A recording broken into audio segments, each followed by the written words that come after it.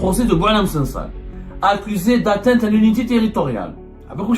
Atteinte à l'unité territoriale, atteinte à l'économie nationale, atteinte au outrage à cour constituée. La justice veut le condamner à combien d'années? 10 ans de prison ferme. Un commerçant à Oran, un commerçant a été condamné à 15 ans de prison ferme pour avoir entreposé de la banane. Pour la banane, on prend 15 ans de prison ferme. Pour atteinte à l'unité nationale, on prend 10 ans de prison ferme. Le commerçant de la banane est plus dangereux que Boualem Sansal qui touche à l'unité nationale. Donc cacher des bananes en Algérie, c'est plus dangereux que lorsqu'on menace la sécurité nationale et l'intégrité territoriale. Donc la banane, elle est plus précieuse que l'intégrité territoriale. Le pauvre commerçant d'Oran, qui a pris 15 ans, il est plus dangereux que Israël, le Maroc, Boualem Sansal et la France réunis. Commerçant هذا قال لك هو اللي يديرها كاع c'est lui la menace numéro 1 contre l'Algérie. Il dit que la république bananière, il dit que la république bananière هاو الكروسيست هاو عنده ستوك هاو اللي يديرها البنان يخبيها في دارو يبات معاها في الفراش هي اوبليجي يحطها في الستوك. Nous sommes devenus tous fous. هبلونا البلاد هذه راح يهبلونا كاع حنولوا كاع مهبل من بريزيدون بلونطون ما كاينش واحد فينا فالابل غير الجزائريين واحد فينا والله ما ولا فالابل. 20 mars 2025, procès de Boualem Sansal, accusé d'atteinte à l'unité territoriale. Atteinte à l'unité territoriale, atteinte à l'économie nationale, atteinte au outrage à cour constituée. Déjà, atteinte à l'unité nationale et à l'intégrité territoriale, c'est énorme. Combien la justice veut le réquisitoire, le verdict le 27 mars prochain, dans une semaine. La justice veut le condamner à combien d'années? 10 ans de prison ferme. Boualem Sansal, connecté avec Israël, connecté avec le Maroc, connecté avec la France, tous les ennemis ou les adversaires politiques et diplomatiques du pays. Et on veut le condamner à 10 ans de prison ferme. Et on l'accuse d'avoir touché à l'unité nationale. Il n'y a pas plus sacré, il n'y a pas plus dangereux, plus sensible pour un pays que sa propre unité. Une semaine auparavant, 4-5 jours auparavant, c'est comme la date précise. La date. Un commerçant à Oran. Un commerçant, je dis bien un commerçant à Oran. C'était le 17 mars, 3 jours avant. À Oran, tribunal de Senia à Oran. Un commerçant a été condamné à 15 ans de prison ferme pour avoir entreposé de la banane. Pour la banane, on prend 15 ans de prison ferme. Pour atteinte à l'unité nationale, on prend 10 ans de prison ferme. C'est-à-dire que le commerçant qui a été condamné lundi, le 17 mars 2025, à 15 ans de prison ferme, dans une affaire de saisie d'une importante quantité de bananes destinée à la spéculation illicite. On parle de 3718 kilos de bananes. Donc le commerçant qui a caché 3718 kilos de bananes est plus dangereux parce qu'il a été condamné à 15 ans de prison ferme. Donc le réquisitoire, certainement le procureur de la République a requis 20 ans ou 25 ans. Et le tribunal a... Généralement, c'est comme ça que ça se passe dans les procès, dans le monde entier. Le procureur demande une peine, les juges requièrent une peine qui est ou équivalente ou inférieure à celle du procureur, à celle du parquet. Donc s'il a été condamné à 15 ans, c'est que le parquet a demandé certainement 20 ans. Ou là même, parce que la loi a dit qui criminalise la spéculation illicite qui date de décembre 2021, elle prévoit jusqu'à 30 ans de prison ferme pour les commerçants qui sont impliqués dans la spéculation. Alors, le commerçant de la banane est plus dangereux que Boualem Sansal qui touche à l'unité nationale. 15 ans de prison ferme pour avoir caché et stocké des bananes, 10 ans pour avoir touché à l'unité nationale. Et vous mettez ça dans la même phrase. Et vous mettez ça sur le même pied d'égalité. Ou là, vous mettez ça dans le même texte. Ou là, sur la même copie. Et vous essayez de comprendre comment un pays normal peut condamner un commerçant de bananes à 15 ans de prison ferme, alors que pour une atteinte et pour avoir menacé l'intégrité territoriale, on prend que 10 ans. Donc, on est plus dangereux contre l'Algérie quand on cache la banane. Donc, cacher des bananes en Algérie, c'est plus dangereux que lorsqu'on menace la sécurité nationale et l'intégrité territoriale. Donc, la banane, elle est plus précieuse que l'intégrité territoriale. C'est ce que nous dit la justice algérienne. C'est des verdicts. C'est pas moi. C'est public. Tribunal de Senia d'Oran, c'était le 17 mars 2025. Tribunal criminel de Dal Baïda, c'était le 20 mars 2025. En 3 jours. Donc, à Dalbaïda, les juges ont eu devant eux Boualem Sansal, ami de Briancourt, de Éric Zemmour, de Bruno Retailleau, il est parti à Tel Aviv, Israël, il est pas, il est ami avec le Makhzen, comme on le dit. On l'a diabolisé, on a fait de Boualem Sansal l'ennemi, l'espion, ennemi absolu, traître, et lui, il risque de prendre que 10 ans. Et donc, je pense que le 27, il va prendre entre 6 et 7 ans. Parce que c'est un mécanisme automatique, encore une fois. La peine qui sera prononcée est toujours inférieure à la peine requise par le parquet. Mais le commerçant d'Oran, le pauvre commerçant d'Oran, qui a pris 15 ans, il est plus dangereux que Israël, le Maroc, Boualem Sansal et la France réunis. Commerçant hada, c'est lui la menace numéro 1 contre l'Algérie. Et après, on se demande pourquoi la communauté internationale, comment les pays développés, comment les États civilisés ne prennent pas l'Algérie au sérieux. Il dit que la République bananière. Ah, il dit que la République bananière. Un commerçant, elle a dit 3000 kilos de bananes, 15 ans de prison ferme.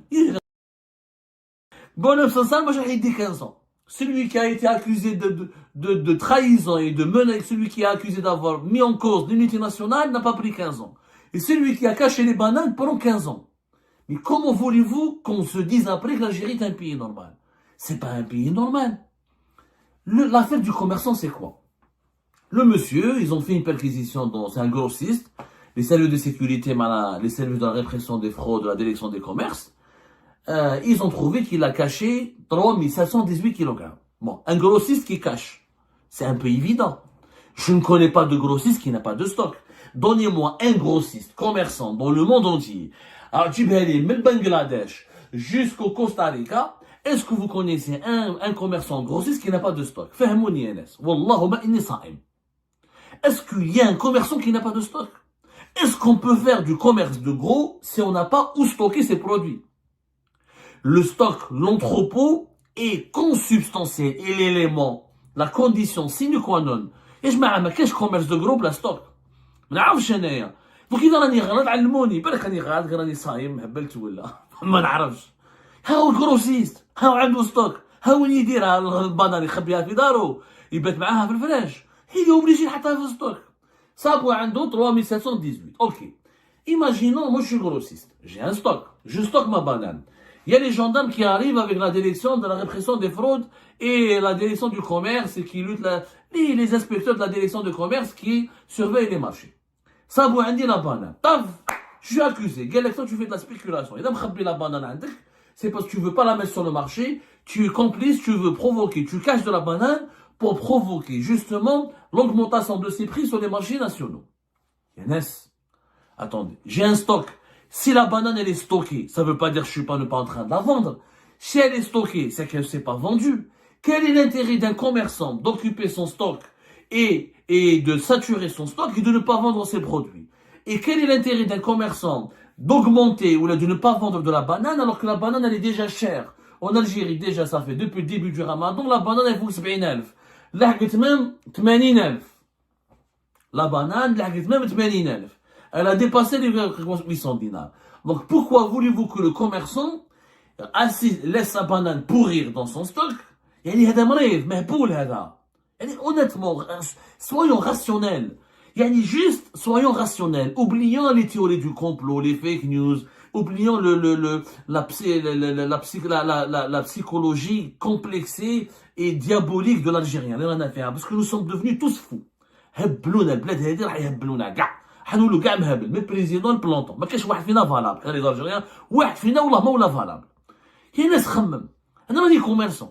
البنان راهو غالي. علاه نخبيه؟ هذا ذهب ماهوش ذهب. ديامون ماهوش ديامون.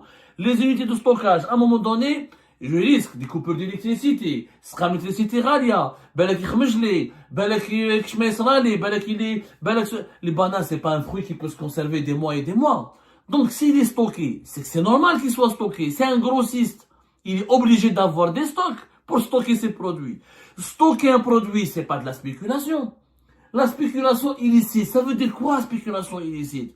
Mais le commerce c'est de la spéculation. Qu'est-ce que c'est que spéculer? Ça veut dire essayer d'avoir le meilleur prix. Mais le commerce, c'est ça le commerce. Le commerce, mesdames et messieurs, c'est de spéculer. La spéculation, elle est mondiale. C'est ça la spéculation. c'est spéculer. La définition de spéculer, c'est faire des spéculations, compter sur quelque, on va spéculer, définition. Le commerce, il est basé. Et c'est quoi? La spéculation, on essaie d'anticiper certaines évolutions pour avoir le meilleur prix possible afin de vendre un produit, avoir la meilleure rentabilité. Mais c'est ça le commerce. Mais la spéculation, il n'y a pas de commerce sans spéculation. Maintenant, on nous dit qu'il y a spéculation illicite. Est-ce qu'il y a une spéculation? Quelle est la spéculation illicite et quelle est la spéculation illicite? Il n'y a pas, la spéculation, elle est tout court, c'est la spéculation. Tous les commerçants de toute la planète veulent vendre leurs produits au meilleur prix pour gagner le maximum d'argent. Ensuite, le commerce, c'est l'offre et la demande. Il y a beaucoup d'offres et la demande inférieure, les prix sont hauts. Il y a beaucoup de demandes et pas assez d'offres, les prix sont hauts. C'est simple.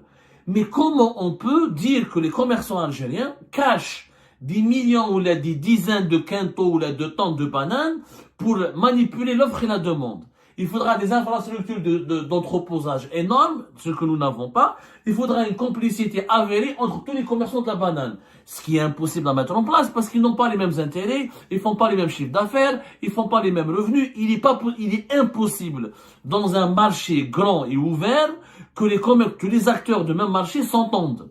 Généralement, il y a une entente illicite quand c'est un marché détenu par 2 ou 3 personnes. Il y a une logique de monopole. Quand il y a un produit stratégique où il n'y a que 2 ou 3 personnes qui le commercialisent, 2 ou 3 opérateurs, il fait un mobinet.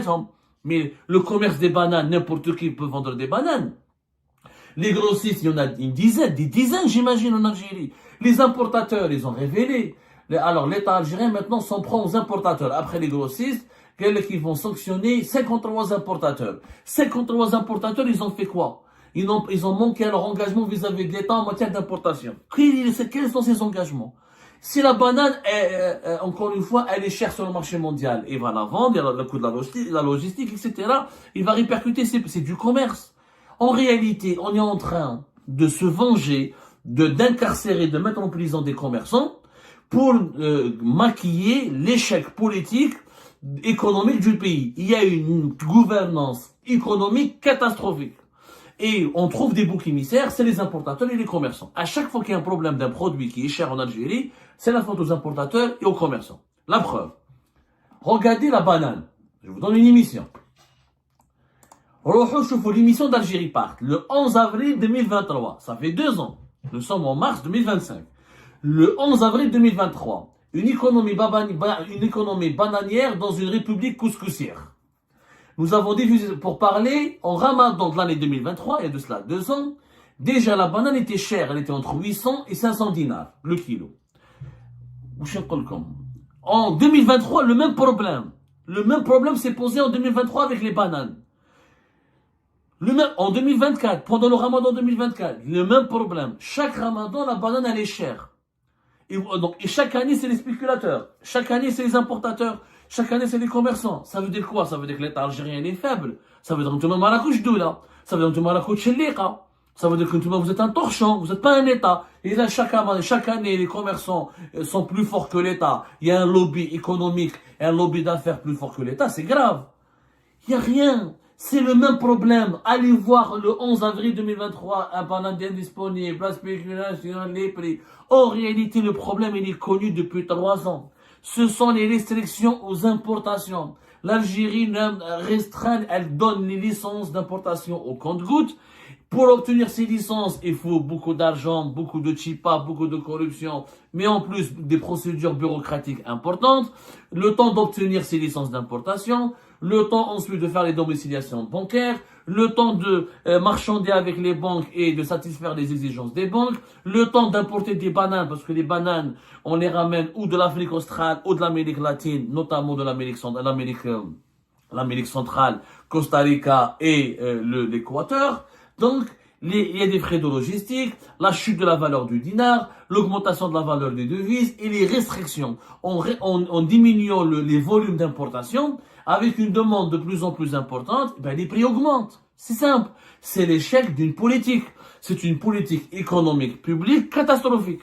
L'importateur, ce n'est pas l'importateur qui signe, qui fait les restrictions aux importations, c'est pas lui qui donne des instructions aux banques, ce n'est pas lui qui fixe les prix sur les marchés mondiaux, ce n'est pas lui qui fixe et qui met les barrières bureaucratiques. C'est pas lui. Le grossiste, il a un entrepôt, il est obligé de stocker ses bananes. Et c'est pas les 3000 kilos du commerçant d'Oran.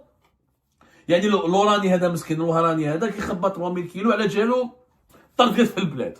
على جالو البنان طلع طرطق les prix ont plus. Ça n'a pas de sens. C'est pas les 3000 kilos de Doran qui ont causé une flambée des prix. Lui, il a entreposé. Pourquoi? Parce qu'il n'arrive pas à les vendre. Pourquoi? Parce qu'il y a une tendance aussi en Algérie, c'est que le pouvoir d'achat des Algériennes et des Algériens est en train de chuter. Ça, on le dit pas. C'est que les Algériens, avec leur salaire faible, avec une moyenne de 42, un salaire national moyen de 42 000 dinars, et une inflation qui était de 9-10% entre 2022 et 2023, et qui était au-delà de 7% de 2021 jusqu'à 2024, et qui est encore entre 4 et 5%, avec une inflation des produits agroalimentaires qui est entre 5 à 10 jusqu'à même 15, voire 25% pour certains produits agricoles frais. Les Algériens et les Algériens n'ont plus l'argent pour acheter des bananes, pour acheter des pommes de terre, pour acheter le poulet, pour acheter etc. Ce qui fait on a donné des licences d'importation, on a importé les bananes. Comme les bananes sont chères, même à 500, même à 400, même à 300 dinars, les consommateurs algériens ne peuvent pas les offrir. Donc, les quantités ne sont pas vendues. Le grossiste, il n'arrive pas à vendre ses bananes. Les commerçants, ils disent que mes clients ne me l'achètent pas. Mais le déchet avec bzaf banane. Il est obligé de le stocker. Le grossiste, il est obligé de le stocker. Il n'a pas fait exprès. Lui, il aurait aimé le vendre rapidement et gagner de l'argent et renouveler son stock. Tous les commerçants du monde veulent gagner rapidement leur argent et renouveler leur stock. Mais il y a des paramètres économiques que le commerçant subit et que l'État et on est en partie responsable de ces paramètres, puisqu'il n'y a pas de croissance. Les salaires sont faibles en Algérie, pourquoi? Pas de croissance économique, là parce que la monnaie elle est faible, elle est instable, pas de politique de relance industrielle, pas de nouveaux emplois créés, restriction des importations, inflation toujours élevée, une inflation de 4 à 5% après avoir été entre 7 jusqu'à 10% pendant les 4 dernières années. Les pouvoirs d'achat des Algériens et des Algériens s'est effondré, totalement effondré. Donc الناس ما يشتري même كي تدخل البنان 40000 30000 الناس ما يمشيش يشروها سي با فري باسكو ما يقدرش يشري البنان ويشري اللحم ويشري كذا دونك لو كوميرسون est obligé de stocker. C'est la réalité. Et ben voilà les amis, c'est la fin de cette vidéo. Je vous remercie comme d'habitude pour avoir suivi jusqu'à la fin. N'oubliez pas de nous laisser vos commentaires et vos réactions sur le sujet de cette vidéo et de vous abonner à la chaîne si vous n'êtes pas encore abonné. Donc voilà, je vous remercie encore une fois pour votre soutien et pour les discussions que vous menez dans la section des commentaires. C'est vraiment très intéressant. Et je tiens surtout à vous demander juste de respecter un petit peu le cadre des discussions et de ne pas verser dans l'animosité, dans l'insulte ou dans la calomnie. Donc voilà, merci beaucoup et à la prochaine dans une nouvelle vidéo. Au revoir.